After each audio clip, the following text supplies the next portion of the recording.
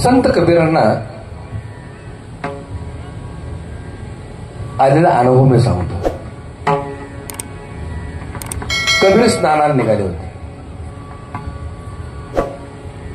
आणि स्नानाला जात असताना एका गावामध्ये म्हणजे त्याच गावामध्ये एक माऊली जात्यावर दळण दळत होते. दळण दळता दळता ती जात्यावरची ओवी गात होती.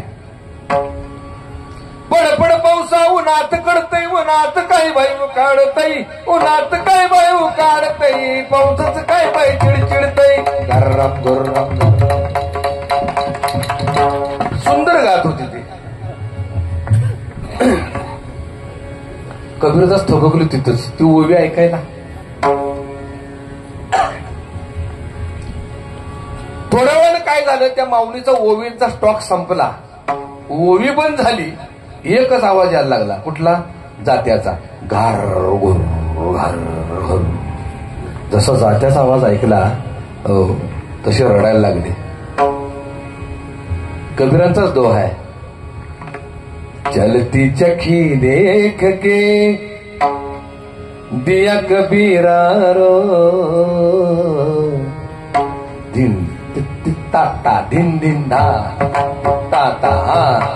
चलती चकी देख के दिया कबीरा दो पाटन के बीच में दो पाटन के बीच में साबुत बचान को सुमिरन कर ले मेरे मरा तेरी बीती उमर हरि नाम बिना सुमिरन कर ले मेरे मरा तेरी बीती उमर हरि नाम बिना सुमिरन कर ले मेरे बीती उमर हरि नाम बिना सुमिरन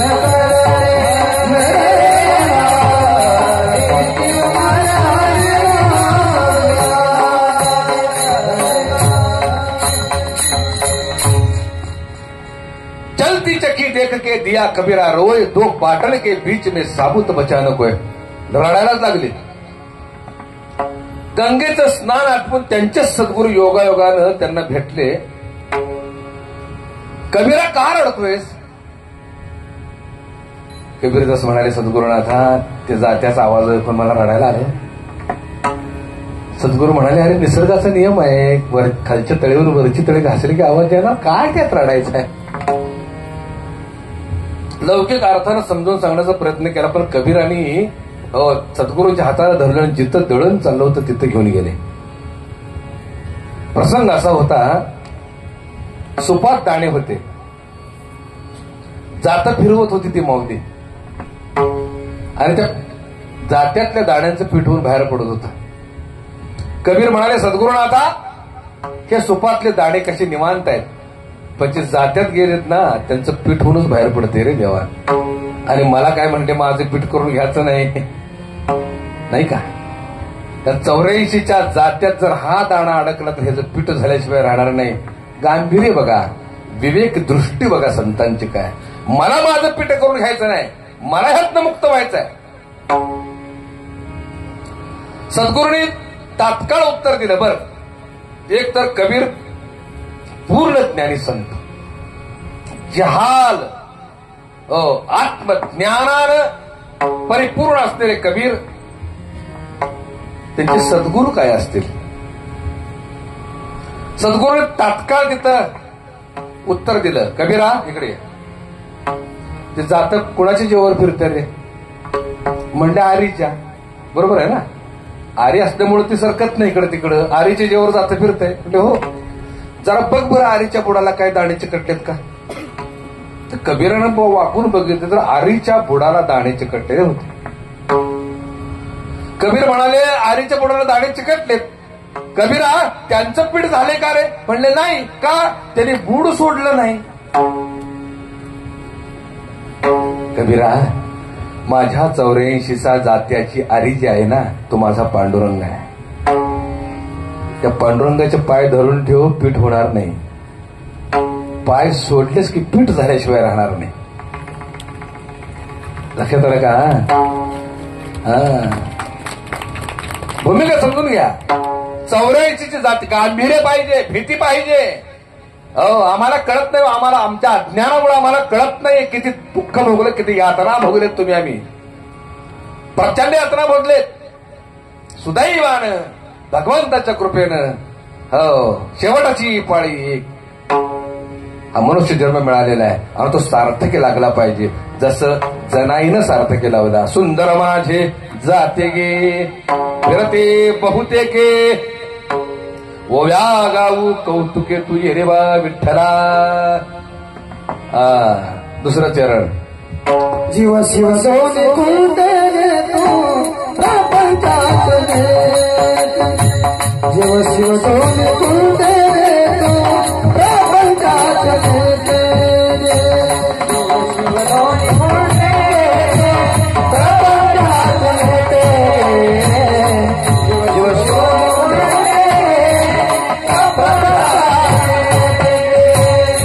शिव सोने कुंडे प्रपंचात,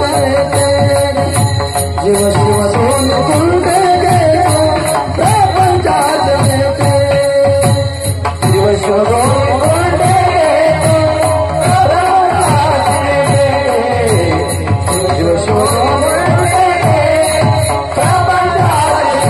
प्रपंचात, लावणी पाची मोठे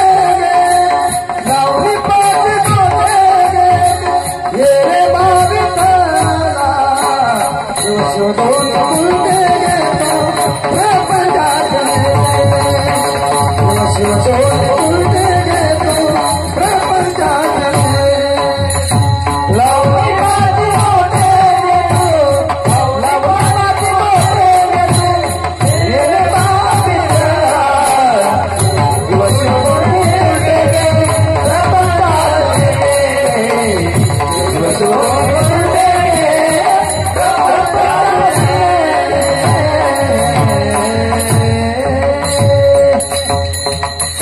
जराबाई दुसऱ्या चरणात सांगतात. जीव शिव दोन्ही खुंटे गे प्रपंचाचे नेटे गे, लावून पाचची बोटे तू ये रे बा विठ्ठला. आपल्या नेहमीच्या जातीला किती खुंटे असतात माऊल्यांनो? किती खुंटे असते? एक दोन कोण फिरवणार कसं? दोन एकच खुंटी असते ना, एक खुंटी धरून फिरवायची. पण जनाबाईच्या जात्याला दोन खुंटे आहेत. आता हे जात विसरा. पहिल्या चरणातच हे जात गायब केले आपण. हे जात विसरा. या जात्याला म्हणजे निघालेल्याला, या निघालेल्याला किती खुंटे आहेत? दोन. कुठल्या कुठल्या? एक जीव आणि एक शिव. जीव नावाचे खुंटे आणि शिव नावाचे खुंटे. जीव शिव दोन्ही खुंटे गे. अध्यात्म इतकं खोल लपलेलं आहे बरं यामध्ये. या दोन खुंट्याशिवाय प्रपंचाचा कार्यभागच चालत नाही. बरोबर आहे ना? आज जे महाराज कीर्तन करते का ना तुमच्या पुढं, दोन्ही खुंट्या महाराजाच्या व्यवस्थित आहे. माझं बोलणं कळते का? महाराजाच्या दोन्ही खुंट्या व्यवस्थित आहेत. जीव म्हणजे समोर दिसणार जड आणि शिव म्हणजे जे जड ज्याच्या जीवावर चालले ते शिव म्हणजे आत्मा. त्यातला आत्मा नावाची जर खुंटी निकाळली की नाही तर हे जातं सांदीला. सांदीला कळलं का? हे बघा असं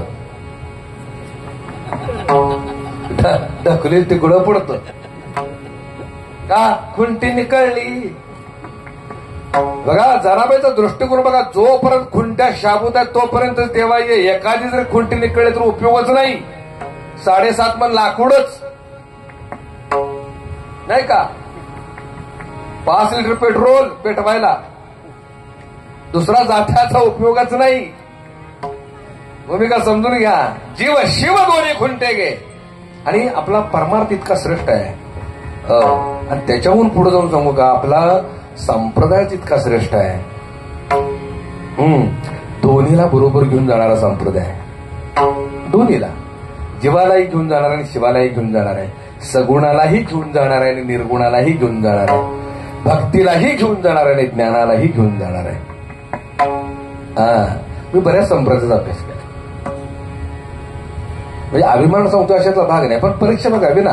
ज्या वाटेने चाललो तू मार्ग योग्य आहे का हे तपासण्यासाठी इतर मार्गांचा टोकळा करायला पाहिजे, करायलाच पाहिजे, नाही का? मग मी श्रील प्रभुपाद स्वामींच्या आश्रमात जाऊन राहिलो.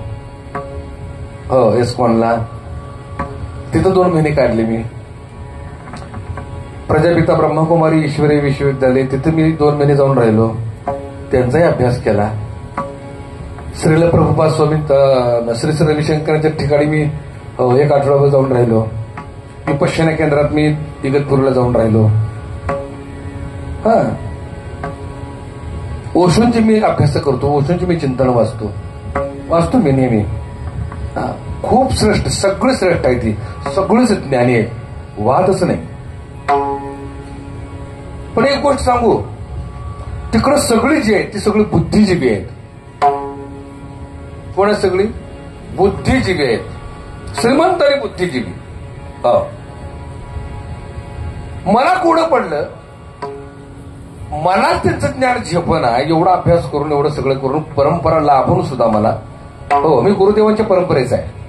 गुरुदेव रानडेचे आहेत, निंबाळेचे, लक्षात राहा, त्यांच्या परंपरेचा मी आहे. मामासाहेब दांडेकरांचे सद्गुरू, त्यांची परंपरा माझी. आपली एवढी श्रेष्ठ परंपरा असताना देखील हे ज्ञान त्यांचं झेपत नाही, समजत नाही, उमगत नाही. मग सर्वसामान्यांनी करायचं काय? बघा, मी श्रेष्ठ का सांगतोय? संप्रदाय श्रेष्ठ काय? वारकरी संप्रदाय. पण त्या संप्रदायाला नावं ठेवतो असा भाग नाही. त्यांनी काय केलंय माहितीये का? मर्म तेवढं जाणलं, तेवढं मर्म धरूनच पुढे वाटचाल केली. त्यांचा एकमेव उद्देश आहे ध्यान. ध्यानापलीकडे त्यांना काहीच माहित नाही. तुझा किती पाठ आहे, तू केवढा मोठा कीर्तनकार आहे, तुझी बिदाकी केवढी आहे, तुझी प्रॉपर्टी काय आहे, तू किती ज्ञानी आहेस, काय घेणं देणं नाही. त्यांचं एकच बघा, ध्यान मार्ग. आणि खरं सांगू, ध्यान मार्ग श्रेष्ठ आहे, इतर गतागोबीच आहे. पण प्रॉब्लेम एक झालाय, बुद्धिजीवींसाठी ते ठीक आहे, जे सर्वसाधारण आहे, सामान्य, त्यांनी काय करावं? गीतेवरती भाष्य पहिल्यांदा कोणी केलं, म्हणजे गीता लिहिली कोणी पहिल्यांदा? व्यासाने लिहिली. पहिलं भाष्य केलं आद्य शंकराचार्यांनी गीतेवरती, पण ते ज्ञानाधिष्ठित. त्याच्यानंतर मध्वाचार्यांनी, वल्लभाचार्यांनी, रामानुजाचार्यांनी गीतेवरती भाष्य केलं. आणि कोणी केलं? अष्टवक्रांनी केलं. अलीकडे कोणी कोणी केलं? श्रीला प्रभुपाद स्वामींनी केलं, ब्रह्माबाबांनी केलं, गुरुदेव रानडेंनी केलं, विनोबा भावेंनी केलं, लोकमान्य टिळकांनी केलं, ओशोनी केलं. सगळ्यांनी गीतेवरती भाष्य केलेलं आहे. आणि थोडा थोडा थोडा थोडा सारांश मी प्रत्येकाचा वाचलेला, थोडा थोडा, अगदी थोडा. अशाच पद्धतीनं गीतेवरती भाष्य आपल्या ज्ञानोबरायांनी देखील केलं. ह्या सगळ्यांच्या मध्ये गीतेवरचं भाष्य जी जगमान्य झाली ती ज्ञानेश्वरी. जगमान्य कोण झाली? ज्ञानेश्वरी झाली. का ज्ञानेश्वरी झाली? तर ज्ञानोबरायांनी त्या ज्ञानाला भक्तीची जोड दिली. बोलू का? समजून घ्या. का? ज्ञानाच्या बळानं जीव जाईलच जाईल. तो बुद्धिमान आहे, जो बुद्धिजीवी आहे, तो ज्ञानाच्या माध्यमावर परमात्म्यापर्यंत जाईल. पण सर्वसामान्यांनी काय करावं? मग त्यानं मग भक्तीचा मार्ग स्वीकारावा. आलं का लक्षात? म्हणून भक्तीला प्राधान्य देणारा संप्रदाय म्हणजे वारकरी संप्रदाय. का? दुखणी काहीच नसतं. ज्ञानमार्गात अडचणी भरपूर येतात. ज्ञानमार्ग म्हणावा थोडा सोपा नाही. साधनेला महत्व द्यावं लागतं, नाही का? सगळ्या गोष्टी कराव्या लागतात. पण हे करून सुद्धा ज्ञानमार्गाने जाताना अडचणी भरपूर येतात. अडचणी कोण कोण निर्माण करतं? हे ज्ञान निधीचे भुजंग, विषयदरीचे वाघ, भजन मार्गीचे मांग मारकचे. हे जे 2 आहेत ना भुजंग, ज्ञानाच्या साठीवर बसलेले आहेत, काम आणि क्रोध नावाचे. अडचण आहेत ज्ञानमार्गामध्ये. मी नेहमी दृष्टांत देत असतो. देवापर्यंत पोहोचायचा शॉर्टकट मार्ग कुठला तर ज्ञान आहे. भक्तीच्या पर्यंतही पोचतो, पण तू जरा उशिरा पोचतो. पण भीती नसते. मी नेहमी दृष्टांत देतो. आम्ही लांब लांब कीर्तनाला जातो. दररोज आम्हाला आमच्या नशिबाला 400-500 किलोमीटर रनिंग ठरलेलंच आहे. आता इथलं कीर्तन उरकायचं आहे आणि मला अहमदपूरला कार्याच्या कीर्तनाला जायचं आहे. अहमदपूर म्हणजे लातूर जिल्ह्यात. आमचा प्रवास चालूच आहे.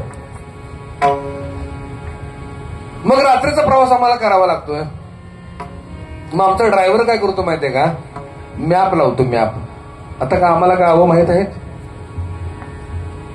नाही. फोनवरनं तारखा घेतलेल्या. गावं काय आम्हाला माहित नसतात. मग गावाचं नाव टाकायचं आणि मॅप टाकायचा. चला. ते मॅप काय करतं माहितीये का? हो, चांगला रस्ता सोडतो आणि शॉर्टकट दाखवतो. काय करतो ते? शॉर्टकटच दाखवतो.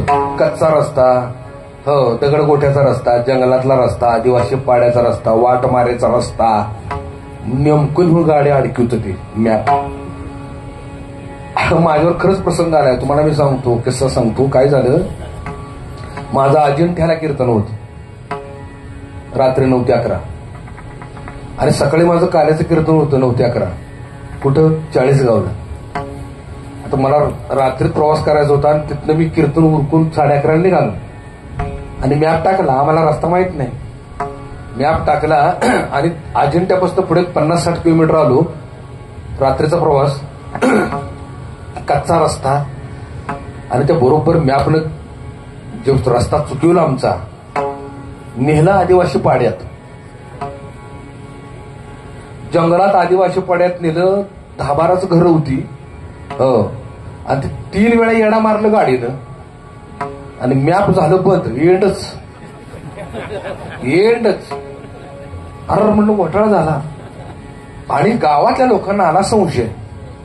ते काट्याच घेऊन बाहेर आडवली आमची गाडी. आडवल्या म्हणलं का म्हणलं मेलो होता. माणसं मारायला सांगितलं का उघड झालं. चले म्हणले बाहेर या, बाहेर या, बाहेर या, चला बाहेर या, बाहेर या. मी 2-3 इंच काच खाली घेतली आणि म्हणलं बाबा रस बरं मी काय ह्या ड्रेसमध्ये आहे? साधा ड्रेस. हो, नाईट सगळा ड्रेस होता. प्रवास करत मला टी शर्ट असतो अंगात, हो, आणि पॅन्ट असते. चला निघाले. 2-3 इंच काच खाली घेतली. बाबा रे म्हटले मी कीर्तनाला गेलो होतो आणि उद्या कीर्तनाला निघालोय. मॅप पुढे रस्ता चुकलाय. तुम्ही काय गैरसमज करू. काच खाली घे, पहिल्यांदा बाहेर या. कशाला करू लागतोय? महाराज बिराज काय तिथं चालत नाही. अवघड झाले का म्हणलं. आता बहुतेक आपलं कार्याचं कीर्तन इथंच होते. ती मागणं काचवर थाप मारायला लागली, बॉनेटवर आपटायला लागले हात. आणि का म्हणलं अवघड झालं. तर मला बरोबर पालघर आठवलं. तू कोरोना झालं होतं का ना, पालघर मॉब लिंचिंग. म्हटलं आता काय खरं नाही आपलं. मी त्यावेळेस युक्ती लढवली एक. ह्या माणसांची समजूत काढायची तर कशी काढायची बघूया म्हटलं. भगवंतानं वाचवलं. युक्ती लढवली. काय केलं, मोबाईल काढला खिशातनं आणि सुदैवानं रेंज होती. पटकन माझं कीर्तन मी म्हणजे माझं नाव टाईप केलं आणि मोबाईलवर माझं कीर्तन दाखवलं. त्याला म्हटलं यांना ओळखता का? तर ते मधला एक जण म्हटला ओळखतो की म्हटला बाळकृष्ण महाराजांची. अरे बाबा म्हटलं मीच आहे ती. हो, जरा जवळ आलं त्यानं मोबाईलला बघितलं, माझं तोंड बघितलं. अरे म्हटली महाराजाचं आहे. जाऊ दे. रेंजमुळे वाचलो. नंतर आमचं खरं नव्हतं. मला सांगायचंय काय, तुम्ही शॉर्टकट गेला की वाट मार्या ठरलेली आहे. तसं ज्ञान मार्गात शॉर्टकट आहे, पण शॉर्टकट नाही गेला की काम, क्रोध आणि अहंकार नावाचे जे वाट मारे आहेत ना, ते खूप त्रास देतात. हो, नवल अहंकाराची गोठी विशेष नलगे अज्ञानाच्या पाठी, ते झोंबे सज्ञानाच्या कंठी, नाना संकटी नचवी.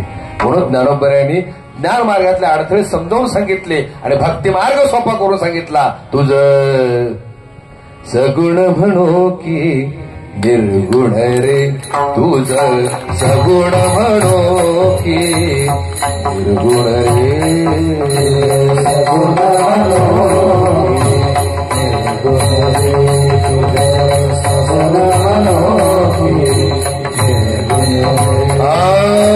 सगुण निर्गुण एक गोविंद रे सगुण निर्गुण एक गोविंद रे म्हणती गोविंद रे म्हणती गोविंद रे तुझ सगुण म्हणो की निर्गुण रे तुझ सगुण म्हणो की निर्गुण रे सगुण म्हणो की निर्गुण रे तुझ सगुण म्हणो की निर्गुण रे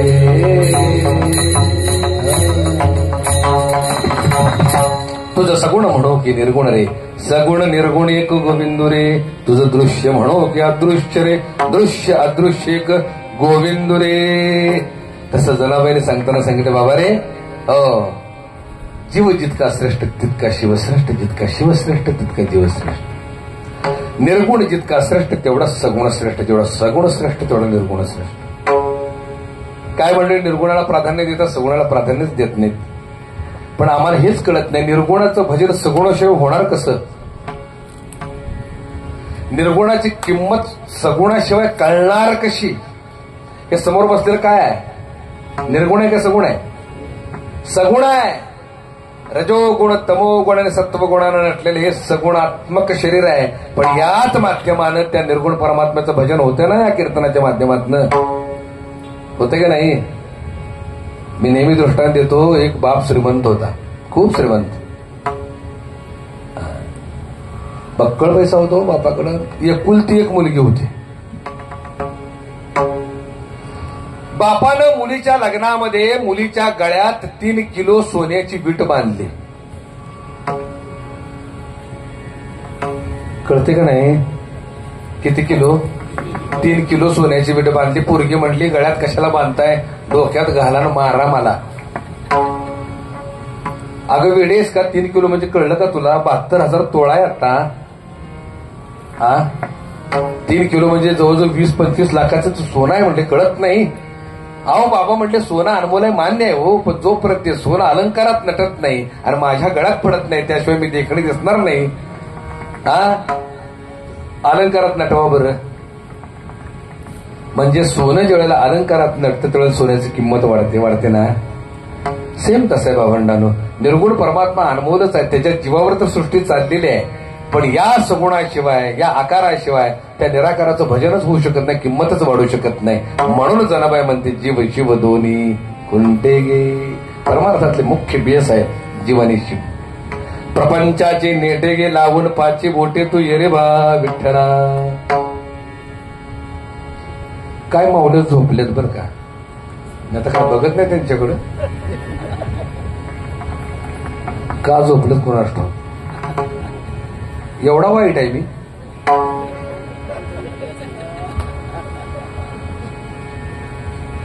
उद्या पेपरला बातमी बाळकृष्ण महाराजांची कीर्तनाला झोपली एक गोष्ट सांगू मला कापला तरी मी विनोदाचार्य ही भूमिका लावून घेणार नाही मला तुम्ही पुढल्या वर्षी बोलवा अगर न बोलवा आपल्याला काही फरक पडत नाही पुढल्या वर्षी तारीख फिक्स व्हाय म्हणून तुम्हाला मी हसवणार नाही अरे मी पापाचा धनी होणार नाही लक्षात ठेवा कारण काय झाले तुमचे कान बरबटलेत तुम्हाला झोपा का लागतात आध्यात्मिक कीर्तनामध्ये माहित आहे तुम्हाला सासूसून ऐकायची सवय लागली तुम्हाला बेवड्याच्या गोष्टी ऐकायची सवय लागल्या तुम्हाला वात्रटी कान कमरेखालची विनोद ऐकायची सवय लागली नाही का अश्लील विनोद काय ते नाच काय ते शृंगारिक अवघड झाले खूप अवघड झाले लक्षात ठेवा म्हणजे हे सुद्धा सांगायलाच अवघड आहे आम्हाला कमेंट्सवर कमेंट निगेटिव्ह कमेंट्स येत राहतील बुवा तुझ्या का पोटात दुखते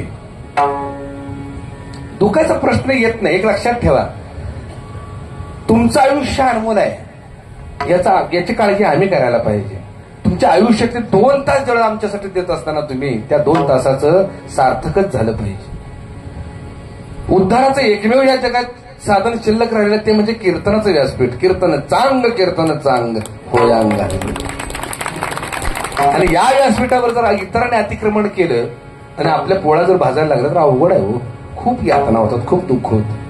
म्हणून पोट तिलकीने मी सांगतोय तुम्हाला, कीर्तनकाराकडून हसण्याची अपेक्षा ठेवून आयुष्याचं हस करून घेऊ नका. विठाल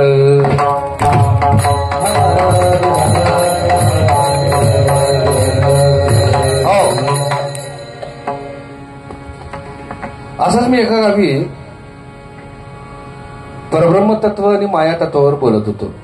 माया ब्रह्म निरूपण दासबोधातलं खूप सुंदर वर्णन आहे, माया ब्रह्म निरूपण. तर परब्रह्म हे सत्य आहे आणि माया म्हणजे भ्रम आहे. मुळाची अस्तित्वातच नाही, तिचं नाव माया आहे. पण तिने काय केलं माहितीये का, सत्याला झाकला आणि आपला टेंबडा मिरवला. विषय सुंदर चालला होता. सत्य म्हणजे काय आणि भ्रम म्हणजे काय. भ्रम म्हणजे काहीच नाही, सत्य म्हणजे सत्य आहे, हे हा विषय चालला होता. तुम्ही जसं आता गंभीर होऊन बसलाय का नाही, काय झोपलीत, काय मोठं डोळं करून बघत्यात, काय तोंड वाकडं करून बघत्यात, नाही तशी सोडून तिथं बसली होती. मी म्हटलं गड्यानो काय कळलं का तुम्हाला, विषय इतका सुंदर चाललाय, सत्य म्हणजे काय भ्रम म्हणजे काय सांगा. एक नाही दोन नाही, सगळी दोप. अरे म्हणलं असं का करताय गड्यानो, किती छान विषय चाललाय, सत्य म्हणजे काय भ्रम म्हणजे काय सांगा. बऱ्याच वेळाने एक जण उभा राहिला. म्हटले महाराज मी सांगू का, मला इतकं बरं वाटलं, खूप बरं वाटलं मला. असू दे म्हटलं, हजारात एक तर माझं कीर्तन कळणार आहे. आनंद झाला. सांग गड्या म्हटलं, सांग सत्य म्हणजे काय भ्रम म्हणजे काय सांग. तो म्हणला महाराज तुम्ही सांगता हे सगळं सत्य आहे, पण तुम्ही सांगितलेलं आम्हाला कळले असं जे तुम्हाला वाटते तो तुमचा भ्रम आहे.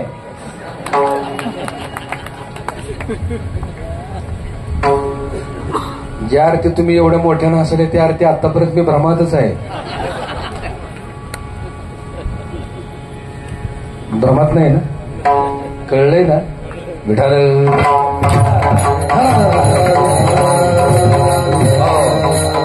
एक गोष्ट सांगू, हा विनोद का सांगितला माहितीये का, किमान जरा झोपेत जागं व्हावं म्हणून. तुम्ही खरंच झोपले नाही मला माहित आहे, लक्षात आलं का. तुम्ही सतर्क आहात, तुम्ही राजहंस आहात. मी काय सांगते तुम्हाला कळतंय, वादच नाही. आणि तुम्हाला कळते म्हणून हा विषय मांडलाय. तुमच्याकडे एवढी मोठी ताकद आहे, क्षीर आणि नीर निवडण्याची ताकद आहे तुमच्याकडे. तुम्ही राजहंशी श्रोते आहात. मी तुमचं ऋण पुन्हा एकदा व्यक्त करतो. असो, जीव शिव दोन्ही खुंटे गे प्रपंचाचे नेते गे, लावून पाचे बोटे तू ये रे बा विठ्ठला. तिसरं चरण. सासुवानी सासरा तीर तो तीसरा, सासुवानी सासरा तीर तो तीसरा, सासुवानी सासरा तीर तो तीसरा, सासुवानी सासरा तीर तो तीसरा.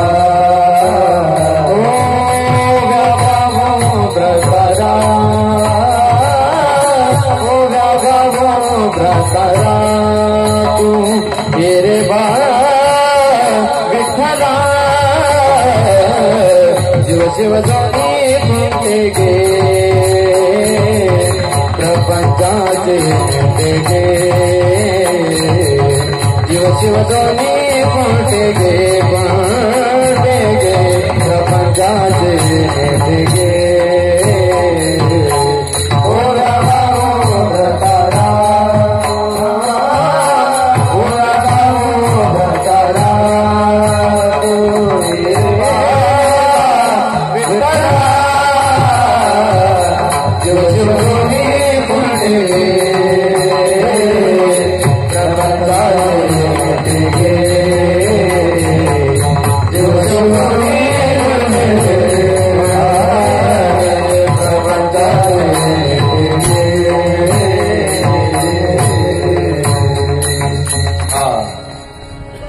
सासू आणि सासरा तीर तो तिसरा, ओव्या गाव भ्रतारा तू ये रे बा विठ्ठला.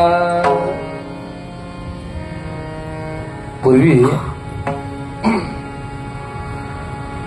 सुनाला मुठीत धरायचं म्हटलं की सासूकडे टेक्निक होतं बघा.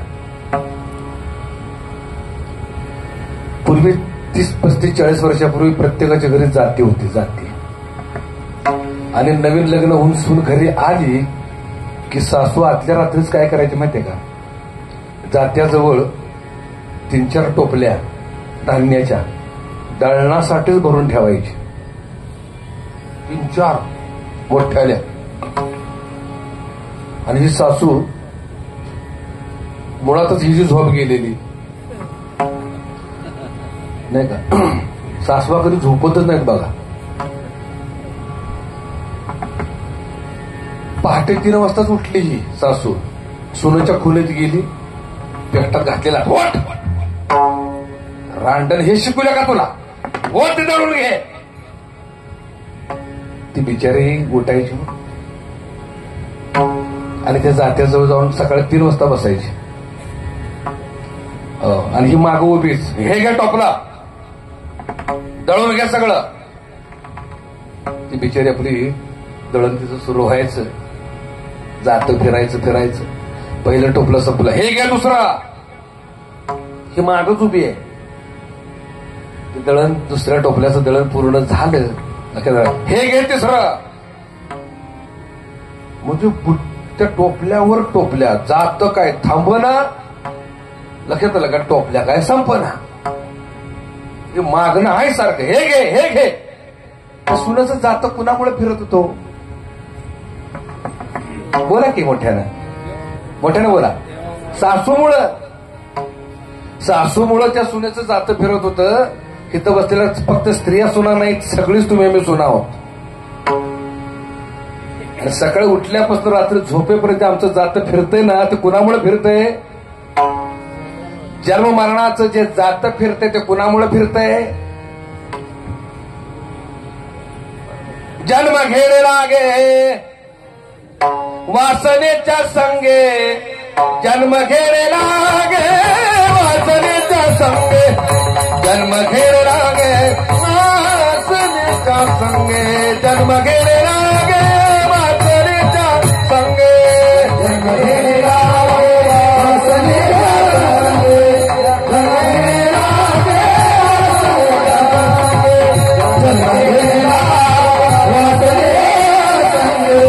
जन्म घेणे लागे जन्म घेणे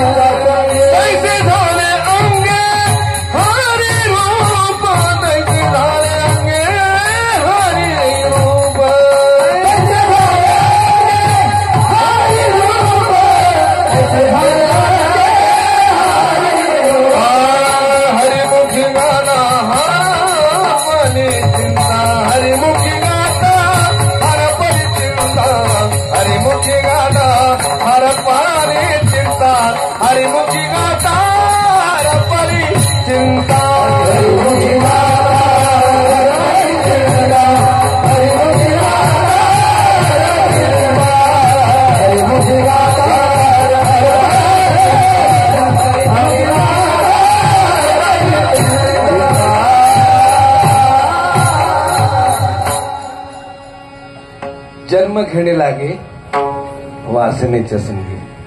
ही सासू कोण आहे माहितीये का, वासना. तिचं बुट्टे काय थांबत नाही, टोपलं काय थांबत नाही, ना आमचं जातं काय फिरायचं थांबत. असावं असावं असावं असावं, अमका असावं, तमका असावं, तमका असावं, नाही का, सगळं असावं असं असतं बघा, थांबणा प्रकारच नाही. हो, ह्या असावं मुळं जन्म मरणाचा फेरा चुकलेला नाही हो, जात फिरते जन्म मरणाचं. जन्म घेणे लागे वासनेच्या संगी. भूमिका समजून घ्या. अहो म्हणते मग महाराज याला पर्याय आहे का नाही, आहे ना, पर्याय सांगितलाय. काय पर्याय, संत चरण रज लागता सहज, संत चरण रज लागता सहजा, वासनेचे फीस जोडून गाज, जळून जाय वासनेचे बीज जळून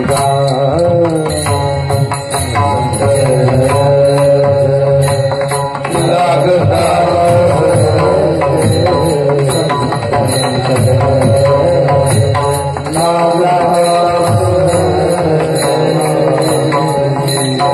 वासनेचे बीज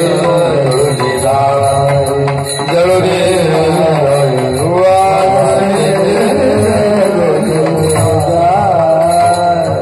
मग राम नावे उपजे आवडे मग राम नावे उपजे आवडे सुख घडो घडी वाढवला सुख घडो घडी वाढो सुख घडो घडी वाढो सुख घडो घडी वाढुला संत चरण रज लागता सहज वासनेचे बीज जळून जाय. एकदा बीज जळालं की उगवणं थांबलं. एकानं काय केलं माहितीये का, ठरवलं म्हणले मी 100 टन हरभऱ्याचं पीक घेणार. किती टन? 100 टन हरभऱ्याचं पीक घेणार. संभाजीनगरच्या बाजारात गेला, 5 पायले हरभऱ्याचं बी आणलं पेरायला. किती पाहिली? 5 पायले हरभऱ्याचं बी आणलं. घरी आला, मोठी कढई घेतली, चुलीवर ठेवली, सगळं हरभरं त्यात वतलं बी आणि खरपूस भाजलं सगळं बी ते. आणि दुसऱ्या दिवशी पेरायला घेऊन गेला. काय सांगावं, पीक आलं. उगवल का? का भाजलंय ना.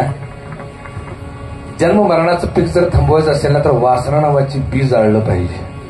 वासनेची बीज जळून जाय. जातो कोणामुळे फिरते? मौल्यांनो, सासूमुळे ना. कोण आहे सासू? आता घरी गेले काम करा. जाते फिरायचं थांबायचं असेल तर सासूला जाऊन जाळा. खऱ्या नव्हे, नाहीतर जाळाल. महाराजांनीच परमिशन दिली. वासना नावाची सासू जाळा. जाळूया नाही का. जन्म मरणाचं पीकच थांबलं व जातच थांबलं. भूमिका समजून घ्या. एक दृष्टांत देतो. 4 तरुण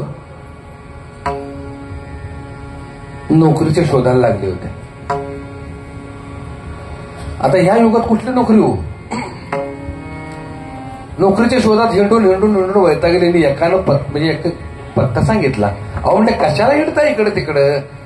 एक म्हणले जुनाट म्हातारी आहे, जावा म्हणले तिकडं, पाहिजे ती तिथे. जुनाट म्हातारी, शब्द लक्षात ठेवा. जुनाट म्हातारी आहे, नोकरी लगेच देते.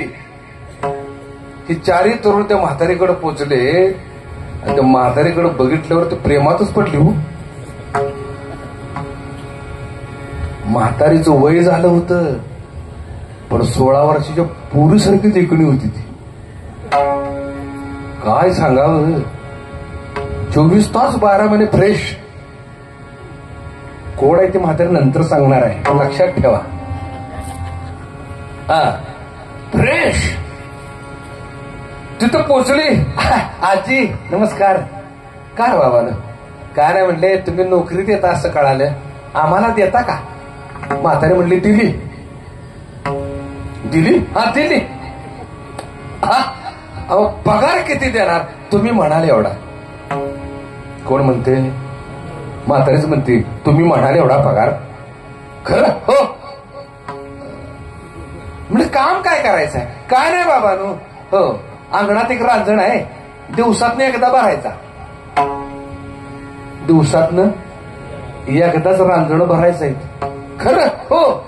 त्यामुळे पगार कधी देणार? संध्याकाळी. चौघ बाजूला आली. का म्हणते म्हातारी फसली. बघितलं तर दिवसातनं एकदा रांजण भरायचं. मजा आहे बाबा. पगार आपण म्हणली एवढा. अरे लय भारी नोकरी लागली. आणि मिळणार कधी? संध्याकाळी. परत चौघजण गेली. म्हणलं आजीबाई कामाव कधीपासून येऊ? आत्तापासून.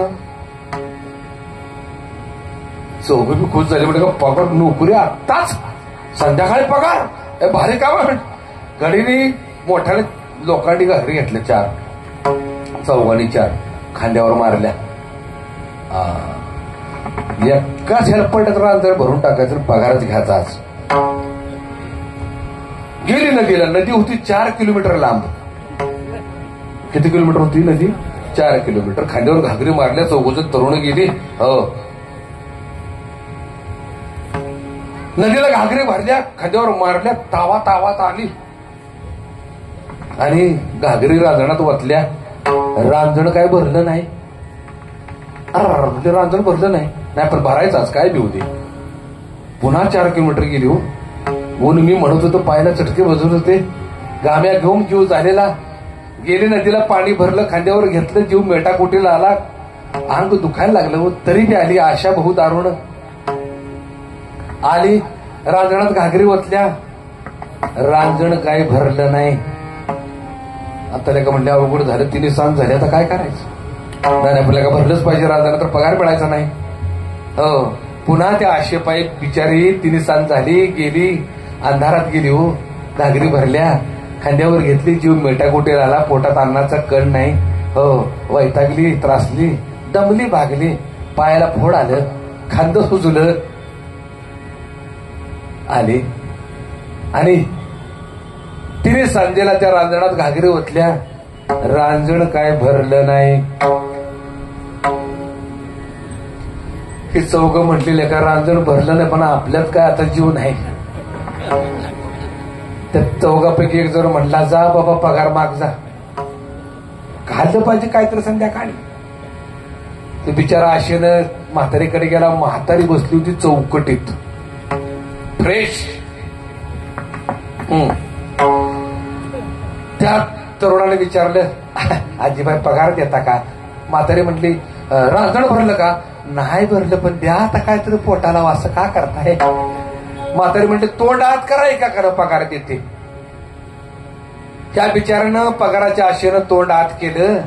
त्या म्हातारीनं काढून ठेवलं होतं लाकडी फाळकूट. लाकडाचं फाळकूट काढून ठेवलं होतं. त्यानं जसं तोंड पगार घ्यायला आत घ्यायला, दार दिला, नाकावर दणका, नाकाडच फोडलं. बिचारा नाक धरून गेलं पुढं. मागच्यांना वाटलं त्याला पगार मिळालाय म्हणून मागची बी गेली. हो, एकेकानं तोंड आत केलं. चौघांच्या थोबाडावर एक एक लाकूड जसं बसलं, चौघ गोळा झाली. एकमेकाला विचारतायत, तुला किती पगार मिळाला रे? तुला किती मिळाला रे? अहो, हसतोय काय आपण? ती कथा त्यांची नाही, आपली आहे. कुणाची कथा ही? सकाळी उठल्यापासून रात्री झोपेपर्यंत रांजण भरतोय आम्ही. भरले का?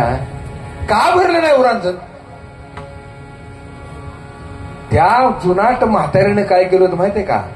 रांजणाच्या बुडाला पाईपलाईन केली होती आणि घराच्या मागं उसन माळवं केलं होतं. कळलं का? भरल का रांजण? रांजण भरल. कोण आहे ती म्हातारी? कोण आहे? माया. ती माया आहे. भल्या भल्यानं तिने ठगवले. ही 4 तरुण काय घेऊन बसलाय? फ्रेश आहे, टवटवीत आहे, पर ब्रह्माला तिनं झाकलाय ना आपला टेबडा मिरवला. अशी ती माया. त्या मायेनं वासनारूपी रांजणाच्या माध्यमानं, तृष्णेच्या पाण्यानं माग जे पीक पिकवले ना, ते पीक वेगळंच आहे. खूप वेगळं आहे त्या मायेचं पीक. सद्गुरू जनार्दन महाराजांचा एक पारंपरिक अभंग घेतो, त्यामध्ये मायेची पिकं सांगितलेली आहेत. किती गोड अभंग आहे बघा. शेवटचाच दृष्टांत आणि सेवेला पूर्णविराम. मायेची पिकं कुठले आहेत? सद्गुरू जनार्दन महाराजांनी सांगितले. गुमानानं माझ्यानं बैलाला ये, सर्ज आलं, राजा आलं, वडिलावर सरमाग फिरमाग राहा. याच्यावरती माझं कीर्तन आहे बरं का. बैलाला वडिलावर कुणी कुणी ऐकले? बैलाला वडिलावर या अभंगावरती माझं युट्यूबवरती कीर्तन आहे. खूप आध्यात्मिक कीर्तन आहे, जरूर ऐका. जीवनाचं बरं कळेल, अध्यात्माचं बरं कळेल त्यामध्ये. बैलाला वडी लाव, बैलाला वडी लाव, माझ्या बैलाला वडी लाव, बैलाला वडी लाव, माझ्या बैलाला वडी लाव, बैलाला वडी लाव, माझ्या बैलाला वडी लाव, बैलाला वडी लाव, माझ्या बैलाला वडी लाव. काम क्रोध दोन्ही बैल जुंपुनी, विषयाचे शिवळ खांद्यावर देऊनी, विषयाचे शिवळ खांद्यावर देऊनी, देह क्षेत्र न कराव, माझ्या बैलाला वडी लाव, बैलाला वडी लाव, माझ्या बैलाला वडी लाव, बैलाला वडी लाव, माझ्या बैलाला वडी लाव, बैलाला वडी लाव, माझ्या बैलाला वडी लाव. आता ऐका, दया क्षमेचे खळे बनवूनी, दया क्षमेचे खळे बनवूनी, दृढ भक्तीचा खंब रोवणी, दृढ भक्तीचा खंब रोवणी, माया पिक तुडवाव, कोणतं माया पीक? काम क्रोध मोह मत्सर अहंकार दंभ जड कपट द्वेष निंदा आशा प्रजा कल्पना कामना भावना इच्छा प्रशा तमन्ना संकल्प विकल्प भेद खेद संशय वगैरे. माया पीक तुडवाव, परमार्थाची वाटचाल करायची आहे ना, त्या मायेने जी पिकं निर्माण केली आहेत ती परमार्थाला आडवी येतात, ती भगवत कार्याला आडवी येतात, भगवत प्राप्तीला आडवी येतात, ती तुडवावी आणि मग पुढे वाटचाल करावी. माया पिक तुडवाव, माझ्या बैलाला वडी लाव, बैलाला वडी लाव, माझ्या बैलाला वडी लाव, माझ्या बैलाला वडी लाव, माझ्या बैलाला वडी लाव, बैलाला वडी लाव, माझ्या बैलाला वडी लाव.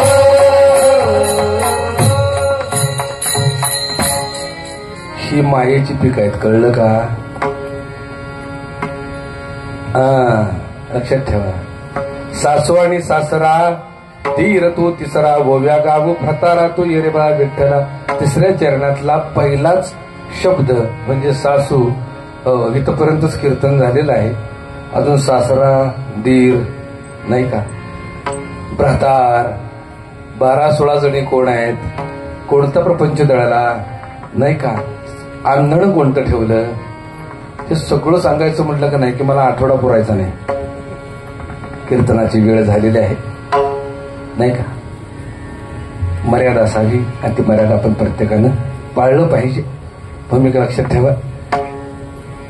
असेल प्रेम बोलून फुटल्यावर अशी तर हा विषय आपण कंटिन्यू करू नाही.